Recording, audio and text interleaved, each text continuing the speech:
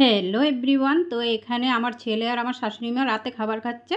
তো আজকে দুপুরবেলা রান্না করেছিলাম নিরামিষ সবজি। তো নিরামিষ আমার ছেলে, আমার শাশুড়ি মা আর আমার হাসব্যান্ড কেউই পছন্দ করে না।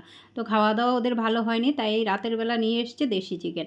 সবসময় এমন হয় যে দুপুরবেলা কিছু ভালো হয়নি, ওদের তো পছন্দ নয় নিরামিষ বা তেমন কিছু, তো রাতের বেলা চিকেন নিয়ে আসবে।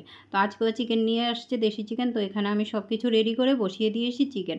তার মধ্যে হচ্ছে আমার ছেলে আলু খেতে খুব পছন্দ করে, আলুতে আর মাংসতে আলু খেতে খুব পছন্দ করে, কিন্তু আমার হাজব্যান্ড আর শাশুড়ি মা আলু খায় না, ওদের জন্য দিতে হবে পেঁপে। তো ওদের জন্য দিয়েছি পেঁপে আর আমার ছেলের জন্য দিয়েছি হচ্ছে আলু। তো তার মধ্যে হচ্ছে আমার শাশুড়ি মা আবার ঝোল মাংস খায় না, কিন্তু আমার ছেলের ঝোল মাংস খুব প্রিয়। তো এই হচ্ছে দুবিধা, আমি সবসময় এই দুবিধাতেই থাকি। তো যখন সেদ্ধ হয়েছে তখন পেঁপে আর আলুটা নামিয়ে রেখে তারপর মাংসটা এই যে ভেজে নিচ্ছি, নয়তো পেঁপে আর আলুগুলি একদম গলে যাবে।